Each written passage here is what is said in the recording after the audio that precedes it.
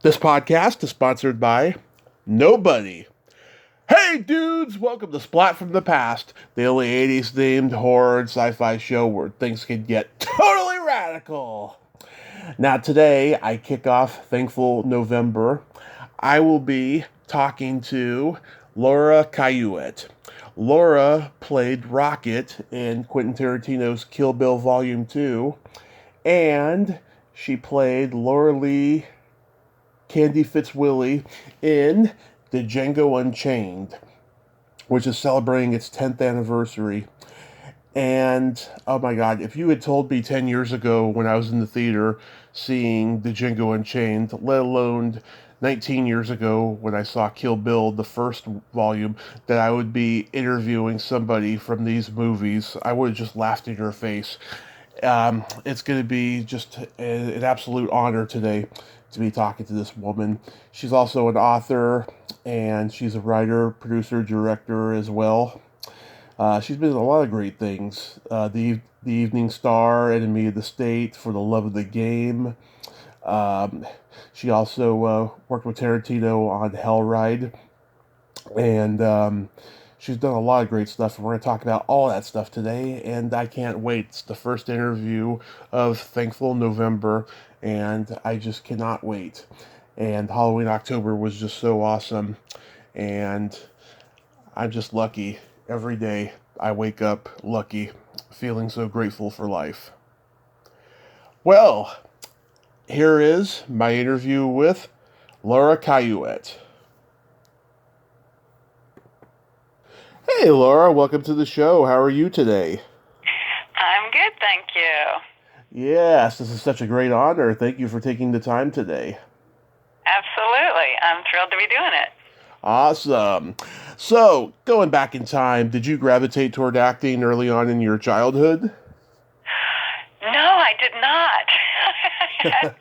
I didn't even know it was a job or a career or anything. I don't know how I figured everybody ended up on my TV, but when you're young, you don't really think about how people make money, and it just never occurred to me that the people on TV or in the movies I watched made money. Right. I didn't know that was a job. So, what was your original career trajectory? I wanted to be an author. I wanted to be a wonderful author who was, awarded and lauded and read globally, etc. And I wanted to be a professor of English literature and creative writing. And so that's what all my degrees are in, and that was the path I was on, and I was starting my doctorate when I veered off the road onto an exit ramp. So, yeah, you did a lot of writing throughout your childhood. That was just your focus? Well, and I still do. I've actually written 8 books now. So, I know. And I have taught college, but I stopped teaching college English in the 80s, and now when I teach college at all, I teach acting or filmmaking or those kinds of things. I work with directors, teaching them how to work with actors, that sort of thing. So, but I love teaching, and I currently coach online as well. Right, right. So you never at least done a school play, during those years? I did a talent show, but I don't remember it being optional. And I sang Bad Leroy Brown. So that was my big moment in elementary school. And like I said, I don't remember it being optional. I think we all had to do something. And then my, junior or senior year in high school, I did a play that was not affiliated with my high school. It was a city theater company for teens called Teens on Stage. Yeah. That's now on Stage Productions. And I did one play with them, Godspell musical. Oh, love it. With them back in the day. And really enjoyed it. Thought it was fantastic, and then went to college and never thought about it again. Yeah. So you attended the University of Maryland and you graduated with a BA in English, and then the University of South Alabama with an MA in creative writing. Um, did you run across anybody who went on to become successful in acting during those years? Well, in those years, I was really focused on writing, and one of my very best friends in graduate school was Tom Franklin, who is a multi-award-winning author. So he was, a friend that I came up with as a writer. Then I went to the American Academy of Dramatic Arts in New York, and then moved to LA, and then honestly, from the moment I entered the showbiz world, I started to have a lot of fancy friends, So I guess the answer to your question is yeah, lots and lots and lots of fancy friends, but most of them I didn't meet in classes. So you're in New York. You met a lot of people there. I started to. That's where I met Richard Dreyfuss, and he certainly became one of the more important mentors in my life. He wrote the foreword for my book on acting, No Small Parts, which KNOW, No Small Parts. Right. He wrote the foreword for that, and then it was endorsed by Kevin Costner, who is another friend, and Lou Diamond Phillips, Reginald Hudlin, a whole bunch of people. So I've had a lot of mentors, a lot of friends that I mostly made in LA, but I did meet Richard Dreyfuss in New York. He was one of the people I met there. Nice. Yeah, by that point he was a huge star, right? Oh, are you kidding? He had already been a star, faded, and was coming back by then. That was the 90s. So no, that was I met him in 92. So he was had been a star since the 70s. Yeah, that's way after his heyday. Yeah. Yeah, and then Holland's Opus was, I guess, in 96 or 7, somewhere around there. 95, I think. So where it, swung back again for him. Yeah. So did you do a lot of theater in New York? I did, and I did a lot when I first got to LA, because I didn't realize that in LA theater just wasn't really what you do. Yeah. So I was already in the habit from doing it in New York, and I enjoyed it. It was how I was trained. So it was something that was I enjoyed it, and I think in particular I enjoyed the having an audience feedback loop. Where you're getting feedback right away as to whether or not you're affecting people, and whether or not the performance is working, or the show is working, or the story is working. That's something that, when you make a movie, it could be years before you find out whether people enjoyed what you did, or whether or not you even did what you think you did. Like, you might have done 8 scenes and find out that you only have 1 in the movie, or none in the movie, or or they might have recut it all and made you. I was just as surprised as every other audience member when I was watching Django and saw that Leonardo DiCaprio's character and my character, who were brother and sister, seemed to have a romantic connection. I didn't know that was coming. So, they can do stuff in the editing room that affects your end performance. Whereas when you're doing theater, or even studio audience, live studio audience, like when I did Friends, you get information right away as to whether or not people are enjoying your work, and is it working? Yeah. Now, so does any performances stand out for you in terms of theater? Oh, wow. I haven't done theater in a really long time, so it would have to stand out. I remember my graduation from the American Academy of Dramatic Arts. I did a play that was Henry VIII and his wives, his multiple wives. Right. And I was Anne Boleyn, which I think, is one of the more choice roles of that story because, she's the one that sort of people remember the most. And I was very excited to be playing that part. It was more than enough for me to have, this role. And the day of we were only going to perform it one time. And the day of the show, the girl who was playing Kate Parr, Anne Boleyn is the second wife of Henry VIII. Kate Parr was his last wife, and she was the only wife that survived. All the rest were killed. And the girl playing Kate Parr got mono.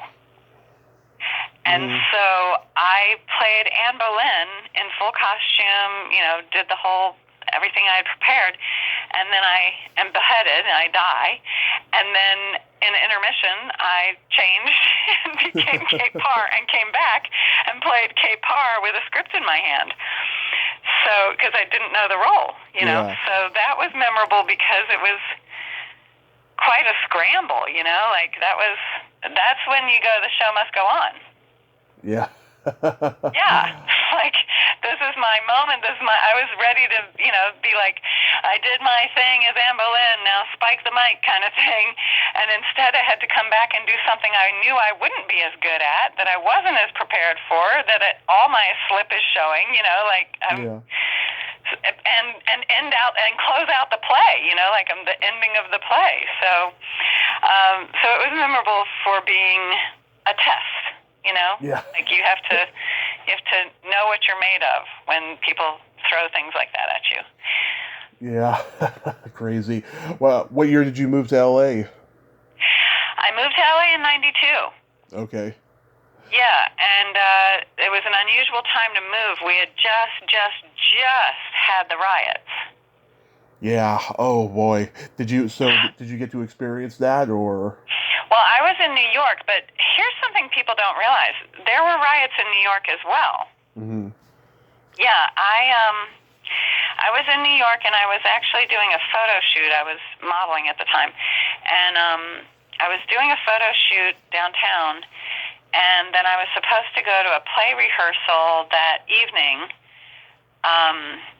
I was doing a play that was about an interracial love story, and it was down in Tribeca, and I lived way up on the Upper West Side, and the photo shoot was in between those two. So as I'm doing the photo shoot, all heck is sort of breaking loose out on the streets. And so when I'm done with my modeling, I got on, the subways were closed by then, so I got on a bus, and every stop sign the bus came to, people would surround the bus and rock it.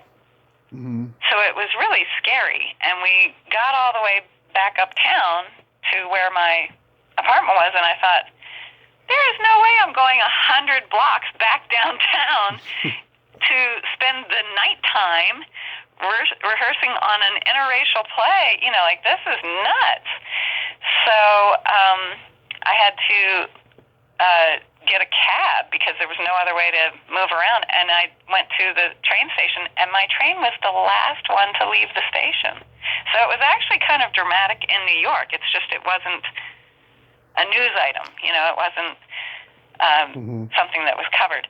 It was covered there locally, but it wasn't something that people realized was happening because what was happening in LA was so huge, Yeah. Wow, that is pretty eerie, I have to say. Yeah. I think people think we invented, unrest and upheaval recently, but I was born in the 60s and remember unrest and upheaval even back as a child. Yeah.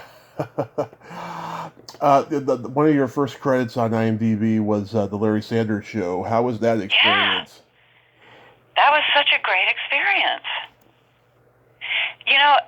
The sheer quantity and quality of comics that were involved in that show is sort of staggering. And so really the most amazing part of that job, yes, it was incredible to work with Gary and to work with David Duchovny, and whose girlfriend I was playing.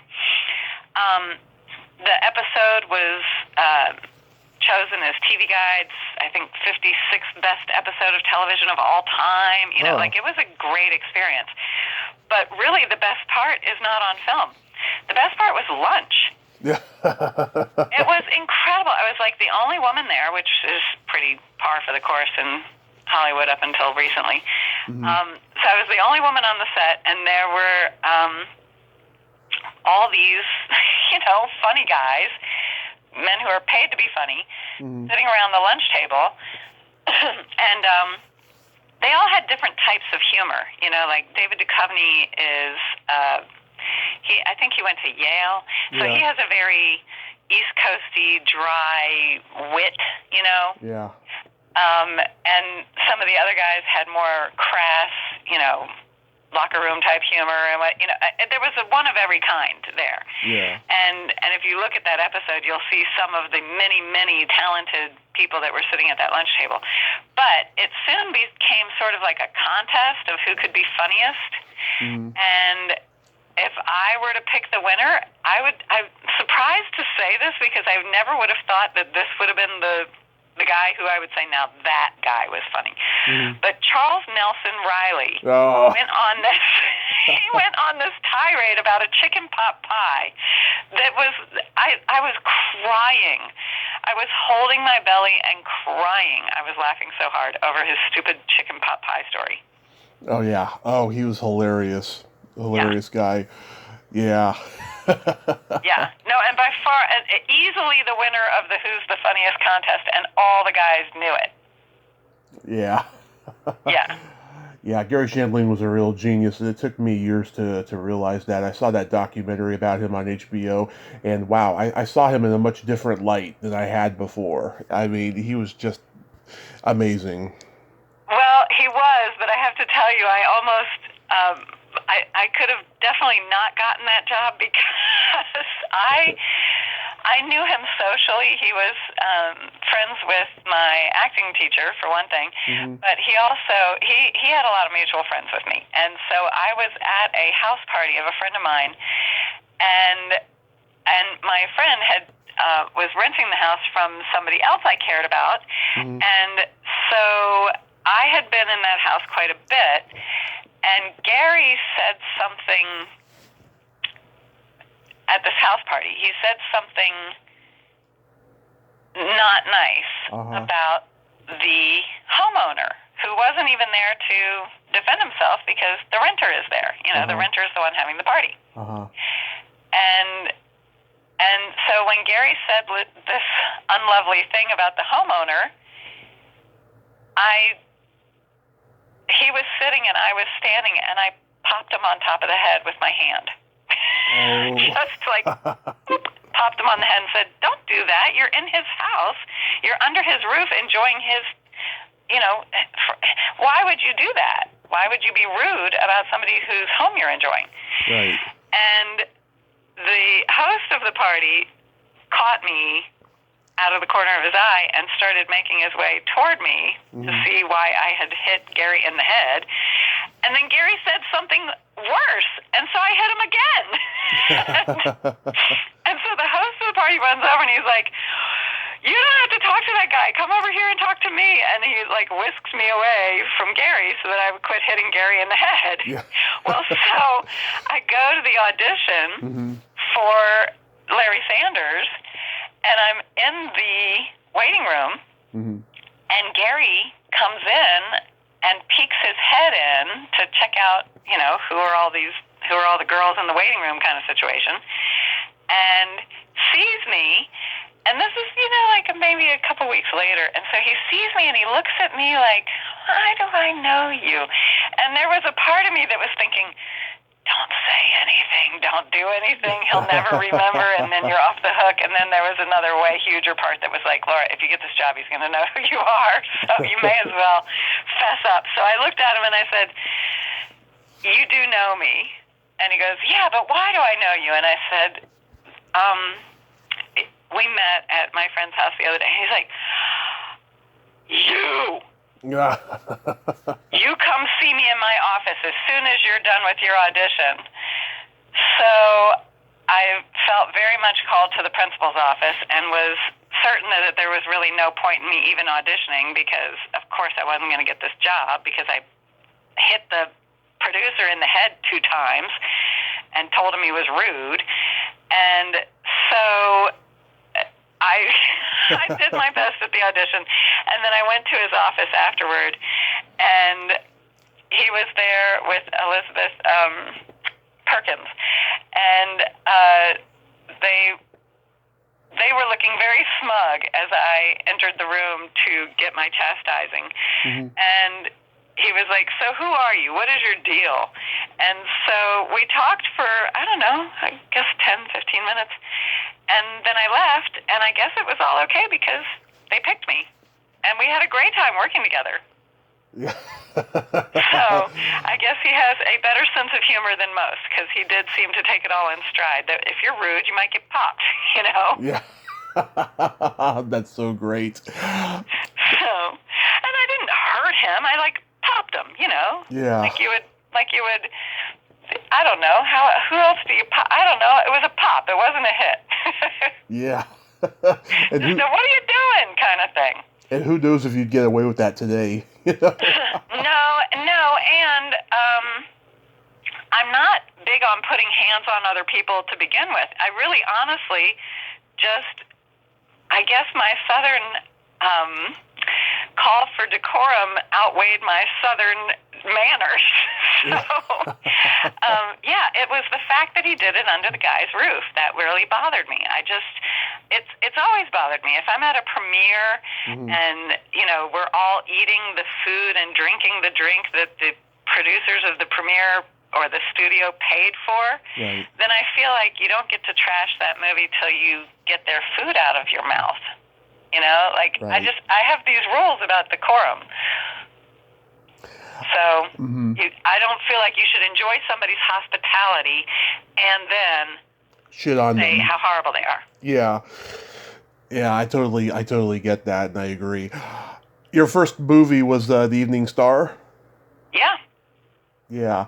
I saw you post something the other day on social media, a picture from the movie. I did. Yeah. I caught myself on TV and was like, oh, hey.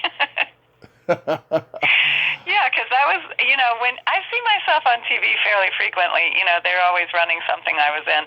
But that one doesn't run as often.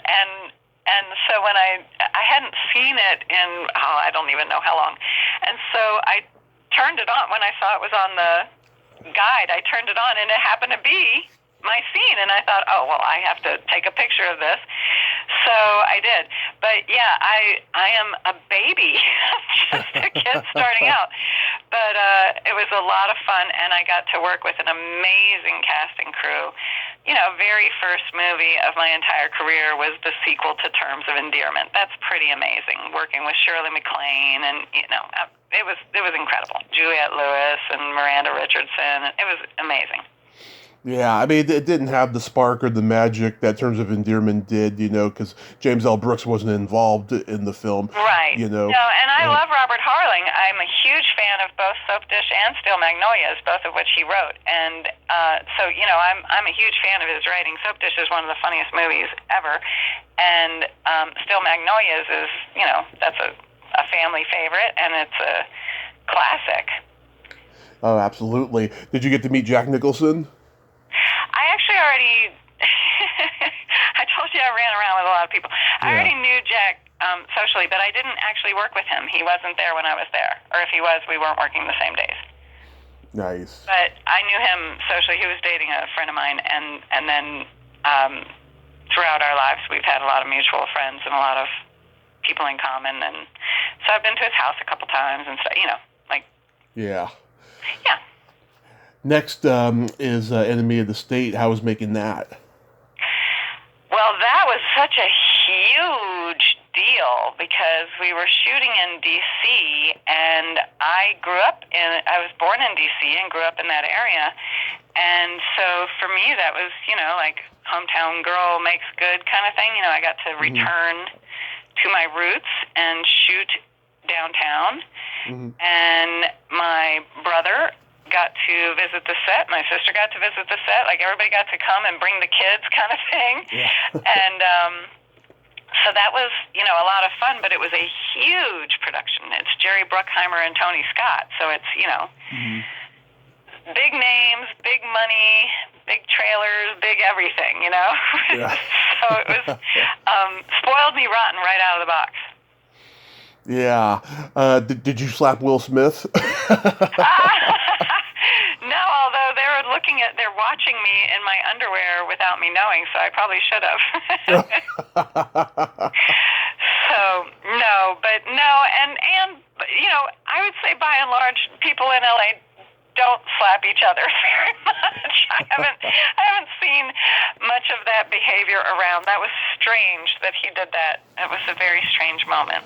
It sure was, but God, I was like, wow, this is the best moment in the history of the Oscars. Not since David Niven and The Streaker in the 70s. Well, although The Streaker was funny, Mm-hmm. and there was nothing funny about this. I actually was pretty upset about the whole thing because, like Mm-hmm. I said, I'm a fan of decorum, and it just...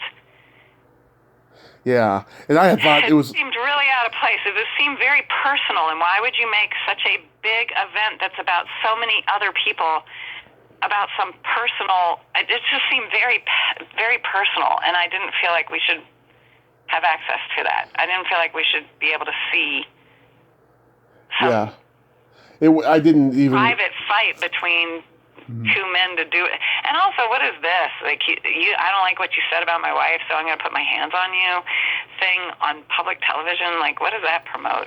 That's why I thought it was a joke at first, and then when he sat back down, that's when I realized it wasn't. Oh no, I knew it wasn't a joke the second it was happening. There was nothing funny about it. Yeah. Yeah, no, I recognized right away. I guess maybe because I'm an actor, I recognized right away that was reality happening in front of us. And I just thought it was so distracting. Why would Will Smith had waited so long to have his turn, Mm-hmm. and why would he wreck it that way?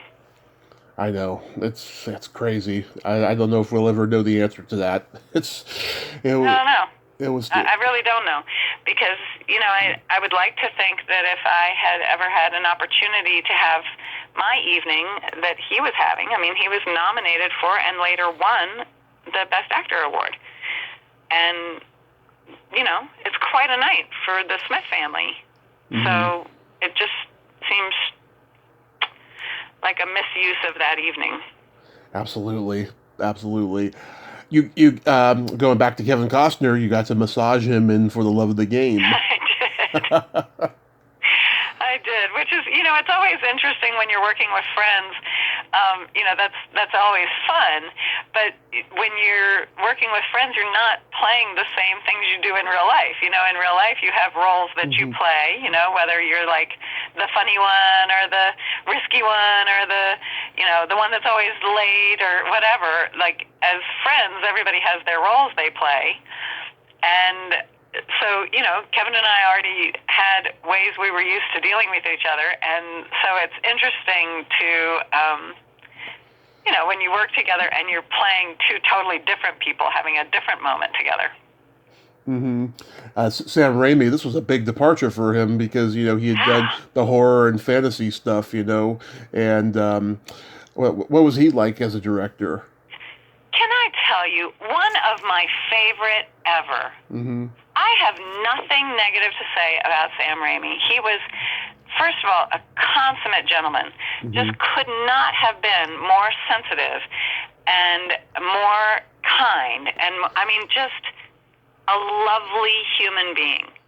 And you may have heard that my industry is just chock-a-block with terrible men doing terrible things. Oh, yes. And he is just so far and away one of the kindest, sweetest people in the industry. He really is. It's so strange that his movies are so, over the top, gory and in your face and all that, because he himself is such a sweetie. And, like a family guy, and he was just couldn't have been any nicer to me. He really couldn't have been. And one of my favorite things about him, and I don't know if he still does this, I hope he does, but he would wear a jacket to work every day. And I dressed for work as well. And so I had a conversation with him about that one time, about, why he wore his jacket every day. And it turned out that we were in agreement, that we both felt like that, this is a job and you dress for work. You don't wear, sweatpants with the word juicy on your tush to work. And that it's also a glamorous job, and that it's part of the fun is to enjoy the glamour of it. And so, I might be arriving in no makeup and with my hair in a ponytail because I'm there to get made into somebody else, but I still might wear a suit or a dress or, something to make me feel like I'm worthy of this glamorous industry and I'm arriving at my glamorous job. Mm-hmm. Yeah, on the internet it says that he wears a suit in homage to Alfred Hitchcock for always wearing a suit. Yes. Yeah. Yes. But we both were in sync about that. We thought it was fun. And you know who else dresses for work but in a totally different way is Quentin. Yeah. He dresses for work, but what he does is he'll wear the theme of whatever you're shooting that day. Right. And he doesn't do it all the time, but he, like if you're shooting Kill Bill and it's a scene where everybody, like the scene with the crazy 88s, then he might want to wear a gi to work that day or something. And then, if you're shooting a scene where everybody's on horseback wearing cowboy hats, maybe he'll wear that day. He likes to dress in the theme of whatever they're shooting that day. He doesn't do it all the time, but just for fun. Right. So how do you meet Quentin and get involved with his work? Well, we originally met at a party at a friend of mine's house. I had a friend who would have open houses. He had private gatherings at his house every Sunday, and I would go every Sunday. And every once in a while, he would have a big party. Mm-hmm. Like maybe 2 or 3 times a year, he'd have a big party. So he was having a big party at his house, and I was there with a new friend, somebody that I didn't know very well yet, and Quentin met us and started talking to her name was also Laura, and he started saying, "Oh, LNL, I have all your records. I'm a big fan." He was teasing us about being a band named LNL. I guess because he got a kick out of us both being named Laura, or maybe he was just nervous because we were pretty girls and he was trying to make conversation. Whatever it was, he was being fun. And then at some point, I had enough and walked away, and later he and I ran into each other in the kitchen. Hold on one second. Okay. Later he and I ran into each other in the kitchen, and he started talking to me about the culture of friendship. We were talking about my friend Laura and talking about how she was a new friend and that I had recently ended a friendship with an old friend. And we were talking about when you lose an old friend, you lose that entire culture. And I thought, well, what an interesting conversation to be having. It's not the conversation I expected to be having with him. And so that was how we originally met. And then as the evening ended around 3-ish in the morning, they were throwing everybody out of the house. The bodyguard, security people were throwing everybody out of the house. And they were sending all of us that were personal friends of the owner upstairs to wait it out. And as soon as they finished clearing the house, then we would have run of the house again. And so they're ushering everybody out, and I'm going with that wave, and then I turn onto the staircase to go past the security guards, and they stop Quentin and say, "I'm sorry, the exit is that way." And I said, "Oh, he's with me." And so he got to stay because I said so. And I think that was a really good way to meet him, because right away he went from, thinking I'm some girl, at a party kind of thing, to like, wait a minute, who is this? Why does she have more juice to stay in this guy's house than I do? So that was, I think, a good, healthy way to have an equal footing when we first met. Equal footing, huh? Well, some allusion to that. I saw Volume 1 in the theater. I didn't get to see Volume 2 in the theater, but I waited for DVD for it, and I love them because they're like, 70s exploitation kung fu movies mixed Oh, sure. with Quentin's own Natural Born Killers with a touch of spaghetti western in it. It's so amazing, the Kill Bill movies. Well, and it was originally all one movie, Right. and now that it's two, I classify Kill Bill 1 as an Eastern and Kill Bill 2 as a Western. So, yeah, I do see exactly what you're saying. Yeah. I was working with Michael Madsen. Well, he and I have done two movies together, and I very much enjoy, he is a very talented actor. He has a kind of a, they used to use this word a lot, essence. He has an essence that is, there are not many guys who have his kind of cool demeanor, and it's not, it's like coming from this genuine cool. He's an actually cool person, Yeah. And, he's not just playing one on TV kind of thing. And so, I've worked with him on Kill Bill, and then I produced a movie with Quentin called Hellride. Hellride, biker movie. Yeah, and Michael starred in that as well. So we kind of reprised our roles insofar as I once again was the employee of a bar, and he once again was in a moment with me. But it was I'm not going to say it's easy to work with Michael. Mm-hmm. He is a handful, but it is worth it. Really? So he'll be difficult, but he also cares about the project and wants everyone to do well. Is that a good description? Well, it's not even that. It's just that they only made one of him. So if you want what he's dishing, you have to get him. And so there, the quality of the work is going to be that you can only get Michael Madsen by getting Michael Madsen. Mm-hmm. That's the bottom line. And so if you want that kind of alpha, machismo, laid back, sexy, cool, if Elvis had lived, what would he be type guy, then you kind of have to go through whatever fire that's going to bring you through to get that experience.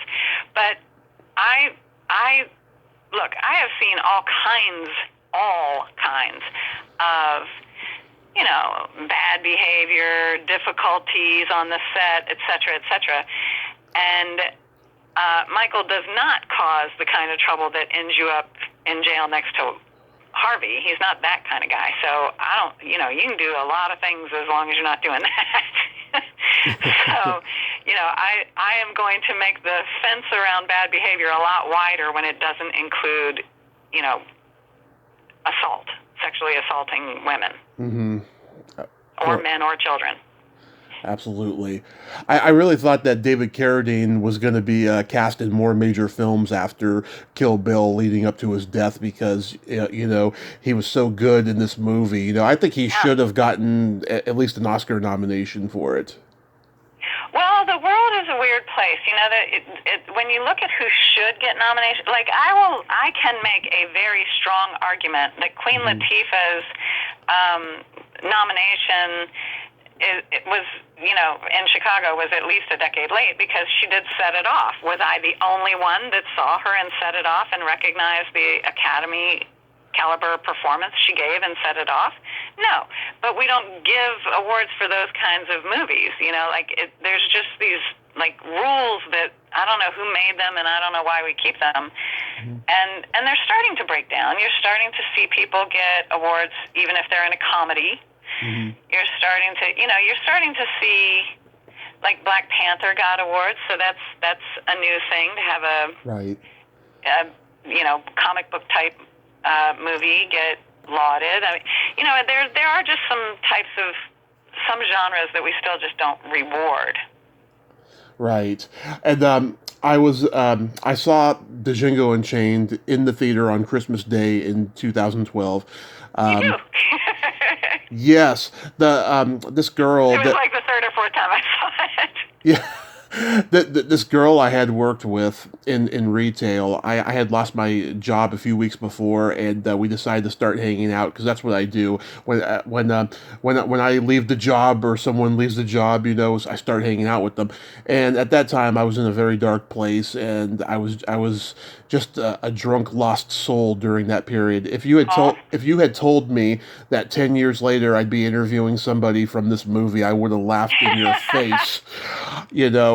I'm in a completely different place now. And I was talking to her about this the other day on the phone, and she just couldn't believe how surreal it was. Yeah, so what was this experience like? I mean, you were on location in the South, right? yes, I actually Hmm. live in New Orleans, and Yeah. so the movie shot, I think, 5 months in LA and Montana, and Hmm. then came here for 5 months. Wow. And it must have been amazing. It was truly amazing in so many ways that it would be hard to even list them all.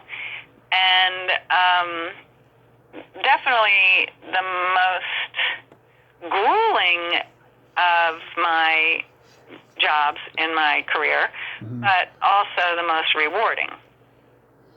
Hmm. Anything stand out like working with Leonardo? Oh, I would work with him again in a heartbeat. That guy is so ridiculously talented, for one thing, and that I'm not breaking new ground here. Everybody can see it with their own eyes. Yeah, He is enormously talented. I mean, of course. you've now laid out enough of my resume for people to get it. I have been working surrounded by Academy Award winners and nominees since my very first day as an actor, just surrounded. And I can tell you that even among that group, he's very special.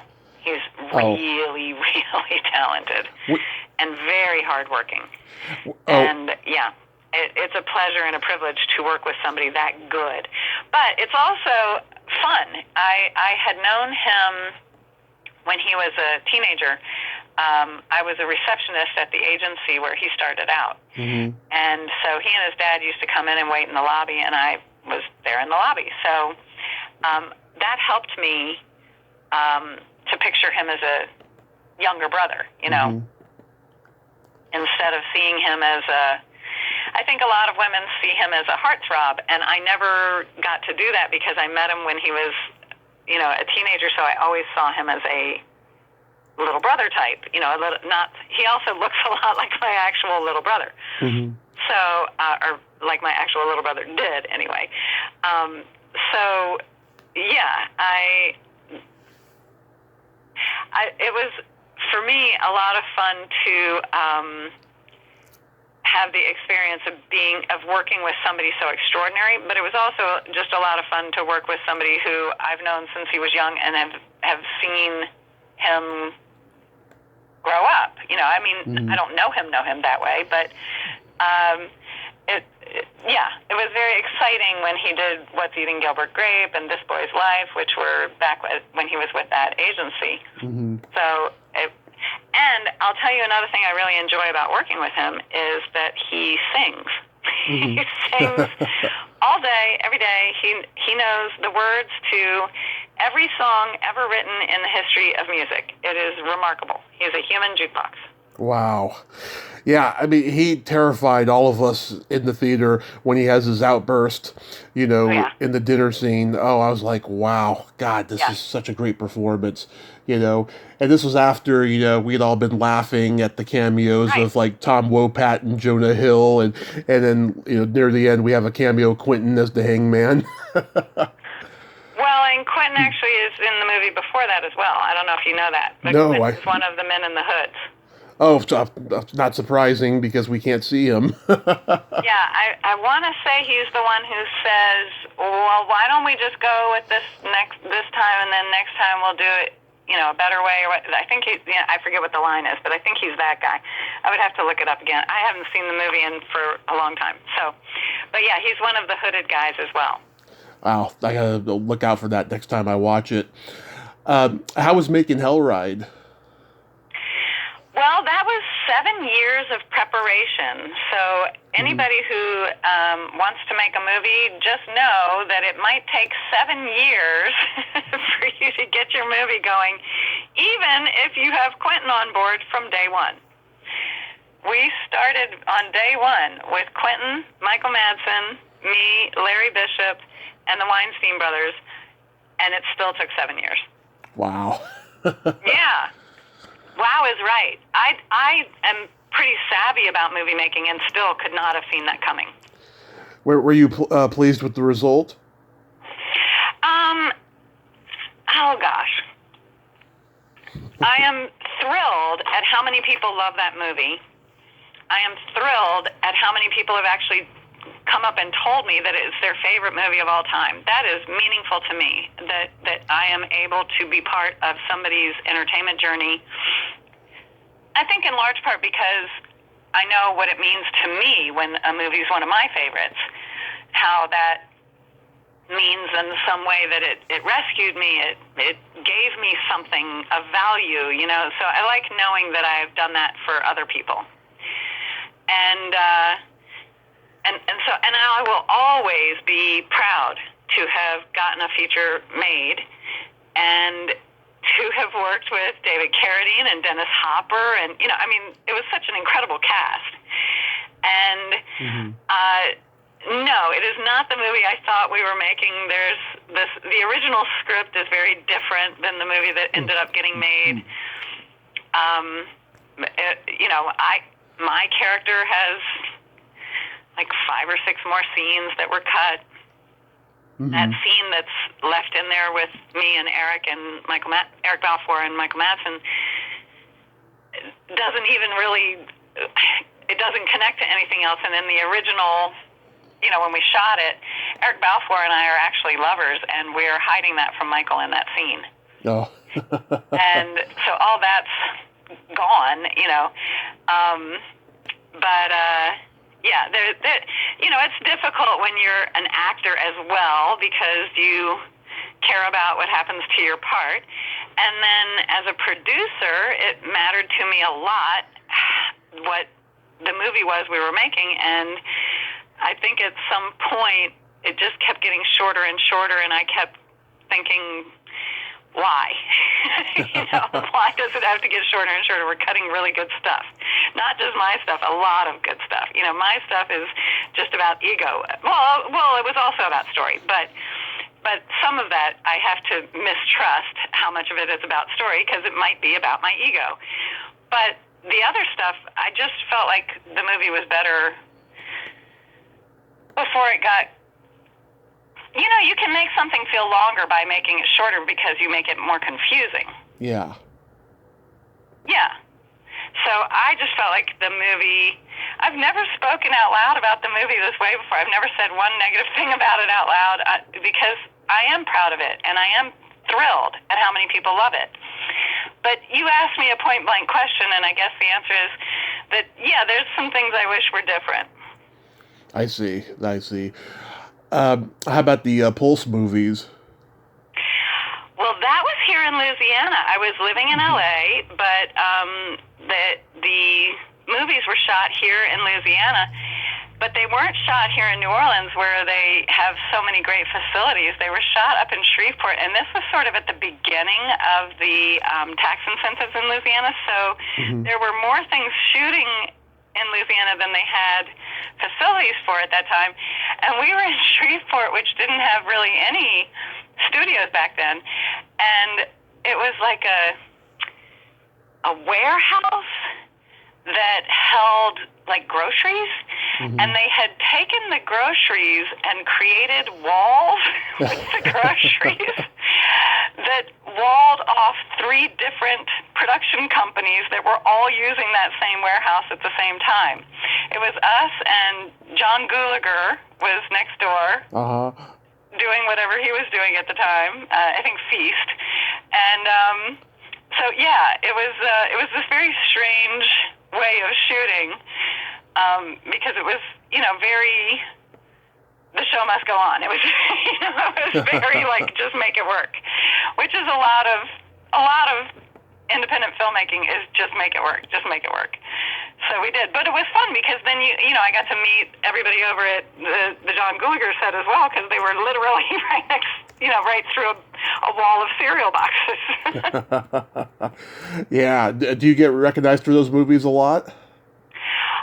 You know what? I don't get recognized about anything a lot because, for one thing, I live in New Orleans, and I don't think most people expect to see somebody they see on their TV here. So, you don't have as many people noticing you one way or the other. And, you know what? I'm just now realizing I probably don't know the answer to this question, because my husband used to say, I would say, nobody ever recognizes me. Nobody ever recognizes me. Don't worry about it. And then he would say, Laura, you don't realize that every time you walk away from a group of people, they go, Django, Django, Django, Django. So my husband would say that people do recognize me. They just don't want to bother me with it. But I don't have that experience. I don't have an experience of a lot of people recognizing me.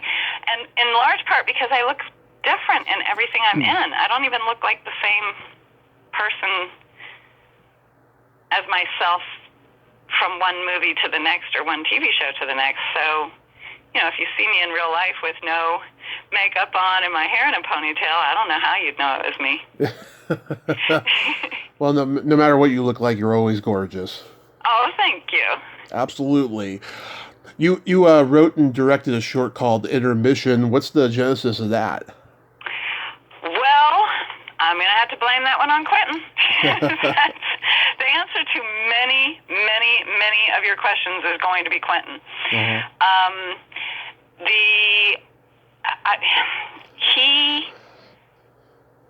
Let's see, how do I start this? I wrote a screenplay called Lone Star Trixie that Quentin read and said was a work of genius. And he said, but you really are going to need to direct it yourself. You know that, right? And I said, well, I pride myself on being the only actor who doesn't want to direct. And he said, yeah, whatever. You're going to need to direct this, so you've got to figure that out. So that's what I did. I put together a short film to teach myself how to direct. And it starred Joanna Cassidy and Julie Brown and Danica McKellar and a cast of about 60 women. And that is why and how that all happened. And I shot it on Quentin's camera. He lent me his camera. And that was 2004, I think. Yeah, it said 2004. Yeah, Joanna Cassidy, she is such a sweetheart. I met her at a Comic-Con once.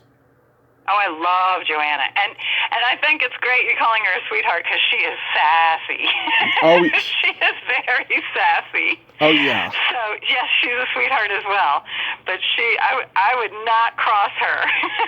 Absolutely not. No, but when I met her, yeah, she was so sweet to me, and I kissed her hand, and she said to my mom, "Oh, you raised him right." Well, we just saw her over my husband and I went to LA over the summer for like 2 days, and we hosted a little gathering, and she came, and we were at a hotel rooftop pool, and we had our own little area, a little cabana area, but we were not in charge of the music, and we were not in charge in particular of the volume of the cabanas and whatever that were around us. And Joanna got into a little round and round with them about adjusting the music, and at some point the young guy is trying to explain stuff, and she just looks at him with her gorgeous eyes and just stared at him like,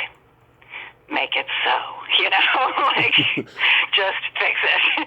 And the rest of the day, my husband was like, those eyes. No wonder he had to go fix it right away. Yeah. She just gave him the look, and he had to do it. Yeah, she's awesome. How was working with Precious Chong? Oh, I didn't really. I mean, a lot of the times that you're in a movie, you don't necessarily, like, I did one of my first things was with Peter Krause, And we met at the premiere. I shook his hand and said, "Are you the guy?" And he said, "Yeah." "Are you the girl?" And I said, "Yeah." And we shook hands. So now, throughout the entire movie we did together, it looks like we're having this voyeuristic, steamy, thing. I don't know. He's watching me from his window throughout the movie, and at the end we connect. But in real life, it's like Suzanne Summers and Richard Dreyfuss in American Graffiti. They didn't meet until the premiere. Yeah. Crazy. Yeah, I interviewed Tommy Chong last year, and it was so surreal for me. That's why I had to ask about working with Precious Chong. Well, look, I've worked with a lot of people who, like I said, I've just not really worked with. I mean, where I'm thrilled to be part of the same project they were in, but that doesn't mean that I have an experience of working with them. Right, right. How long have you been teaching now? Well, it depends on how you're going to count that. And the first time I ever taught a class, I was in 8th grade. I had transferred schools, and they had lost my records, and I was frustrated and said, I don't want to take this class again. I've already taken it. And they were like, well, prove it. And without my records, I couldn't. And so I said, well, can I, show you that can I test out of the class? So they said, well, take the class, and if you finish the class early, we'll figure out what to do with you. So I finished the class in 3 weeks. And then they had a whole rest of the school year to deal with me. So our middle school was attached to a elementary school. So that one class a day, instead of me going to class, I would go to the elementary school and teach first graders how to do library skills. So that was my first class. Wow. But how long have you been doing it, and getting paid for it? Well, I became a professor, an English professor when I was 24, I think. Mm-hmm. So that was the 80s. I worked at a university teaching freshman composition. Were you doing that, to have something to fall back on if acting didn't work out? No, that was what I wanted. I wanted to be. I didn't know I was going to be an actor. I got you. Acting was. I just never even occurred to me to be an actor. No, I wanted to be an author and a professor, and so I was on my path, starting out my career as a professor, and then. Life is what happens when you're making other plans. And then I went back to teaching again, with acting. I have been an adjunct professor at University of New Orleans. I've done guest teaching at universities from LA to New York and even in the UK. And now with Zooming, now I do a lot of private coaching as well. So, I love teaching. I love teaching. Mm-hmm. And so I'm always going to do some version of it somewhere. Do you get a satisfaction teaching that you don't get when you're acting or writing? Oh, sure. Mm-hmm. Oh, sure, yeah. And I think partly because I'm not a parent. I think if you have children, you're teaching every day. I don't have children, so for me, yeah, that's something that I definitely get satisfaction from, that I don't get in any other part of my life. Are you going to write a new book? I am actually, I just finished a book, Writing Unblocked, how I went from writing one book in 20 years to 5 books in 4 years. And now I am writing I'm just now starting, I'm not going to write a word for a while. I'm just now starting the organizational phase of,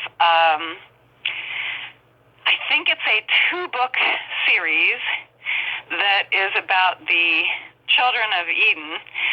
And so it's 2 reincarnates and 2 immortals.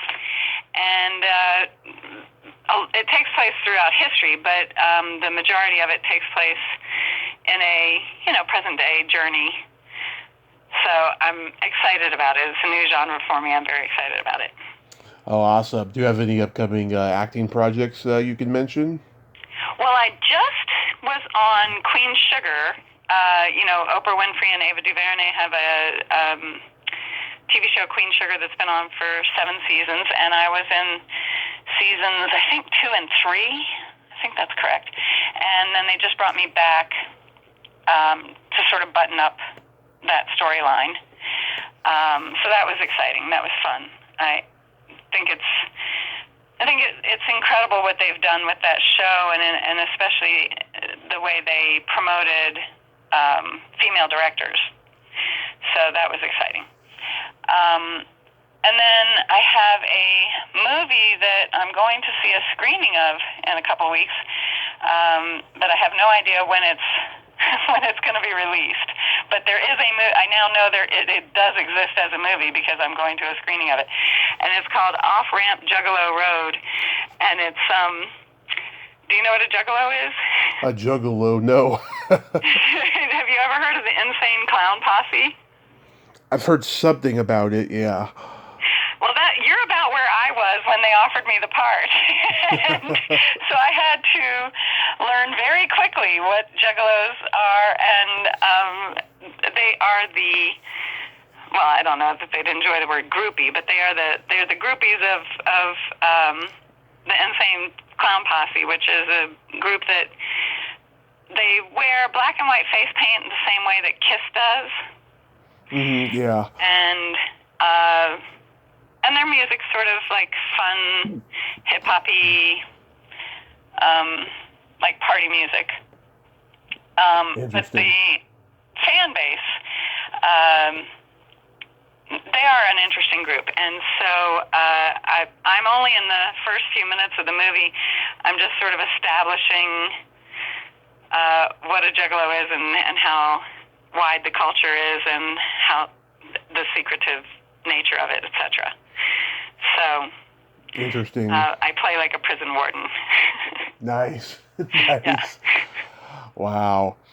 So, really quickly, we got to play my secret silly game. This is a series of silly slumber party questions. No win or lose. It's just pure fun. And how the game works is I ask you the question, you answer it, and then you ask me that exact same question, I answer it. And feel free to comment on answers because they'll be funny. Okay. Okay. Laura, are you ticklish? I am. Are you ticklish? Oh, yes. If you tickle me without warning, I'll hit you in the groin. Oh, no. Oh, no. I will avoid it. Yeah. What's your favorite part of the body? It could be anything. Oh, gosh. Oh, Lord. I'm going to go with mouth. Okay. Yeah, what's your favorite part of the body? The belly button. I was going to say the belly button, but then I thought, Laura, why? What do you need a belly button for? I just think that they're so great to look at. Well, sure, but they're not that useful, so I went with mouth. What color are your toenails painted? Right now, they are black and gold and have fleur-de-lis because I am a Saints fan, and so I am head to toe who dat. Yeah. Love it. Yes. Right now, mine are... And what color are your toes painted? Right now, they're not painted, but last time they were purple with sparkles. Purple with sparkles, and what brought that on? Oh, I've been painting my toenails since I was 13. Oh, really? Yeah. Me too. I've always hung out with girls. It's always been kind of the thing I like to do. I used to do a lot of commercials, and when you do a lot of commercials, you audition for literally hundreds and hundreds of commercials, like thousands of commercials. And so in my 18 years in LA, I could never really wear any nail polish because when you do commercial auditions, you often have to do this thing where you do a hand display to show them that you have clean, well-manicured hands that would look good holding their product. And so since I was always having to do that hand display thing, maybe 2 to 10 times a week, I just never did anything to my fingernails. So I would go crazy on my toenails. I always had like the most colorful, because it was the one place where I could let loose. What would you say is your best personality trait? Oh, what would I say? Mm-hmm. I am.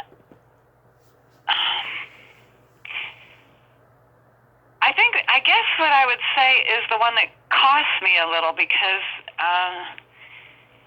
like my knee jerk is to say my loyalty because I'm very loyal, but that doesn't benefit me so much as the other people. The thing that costs me the most to be, and yet I know is valued by other people, is that I am honest with people in a way. I say what I mean what I say, but I don't say it in a mean way. Mm-hmm. And so I'm the kind of person that you can bring shopping for a bathing suit. Yeah. I will tell you, no, not that one, or yes, that's the one, or, without making you cry. Right. Yeah. Yeah, I'm a Gemini, so like I have empathy and I have no filter. Well, I'm Cancerian, so I'm very compassionate and nurturing. Yeah. So. But I'm also, I'm going to tell you the truth. I'm not going to. Same here. I'm just going to be that way. There's nothing to be done. I've just made that way. Same here. I try to give everyone closure when I know it's going to be hard hitting, because I want them to know the truth, but I also don't want them to feel bad. Well, now I don't need them to know my truth. My truth is just mine. So, like, if something is just my opinion, mm-hmm. but it's not a truth, I don't feel the need to express all my opinions. Like, I don't go on social media to, blah blah blah blah. Mm-hmm. I'm not convinced that people need to know my opinion about things. But I do think that if somebody says, "What do you think?" Mm-hmm. then I owe them the truth. Yeah. And then my favorite question, is there a stinky smell that just makes you gag? Oh, gosh. There's definitely more than one, but, yeah, I do not like the smell of death. I do not like the smell of dead animals, dead people, dead food, garbage. I do not like the smell of death. I totally get it. Those are pretty bad. Yeah. For me, yeah. it's either farts or feet. Well, I'm not a fan of either of those two, but they seem far more curable than death does. Yeah. Oh my God. Quentin always shows close-ups of women's feet in movies, right? But they're always not that pretty to look at. I'm not going to name names, but like, certain movies of his, I'm like, oh God, why is he showing these? Well, now, I am not a foot fetishist, but I would imagine that just like any other thing that people are attracted to, that we don't all agree on which ones are attractive, Oh, absolutely. Like, if you and I both said, oh, I love a great nose, would we agree on what a great nose is? No. I don't know. Yeah, I totally get that. I have a joke for you. Okay. What do you call a boy that doesn't masturbate? A liar. Exactly. You've heard that one before, or did you listen to a previous podcast? I've heard a lot of jokes before. I just told you I spent how many years in Hollywood with boys? Yeah. So, yeah. I am impressed. That is awesome. That is really awesome. Laura, thank you so much for coming on today. You are just a bundle of energy, and you are just so awesome. Well, thank you. I feel like I've been struggling because I've been having my throat is dry today, so talking is hard for me. But I really appreciate this. This has been a lot of fun, and I really appreciate you involving me. So thank you. Oh, my pleasure. And keep an eye out for those upcoming projects. And you have a happy holiday season, and be safe out there. Yes. We should all be safe. I mean, let's all be good to each other. Then we'd have to be less safe. let's be good to each other is right. Yeah. You have a great day. All right, you as well. Thank you. Bye-bye. Well, there you have it. Laura Cayouette. Ain't she a sweetheart? Oh my god, she is just a bundle of energy, and she is just so friendly. She's true Southern hospitality. I enjoyed that conversation immensely, and I'm glad we had it. Well, until next time, this is Tommy Throwback Kovac saying there's no shame in living in the past, because the present sucks. Later, dudes!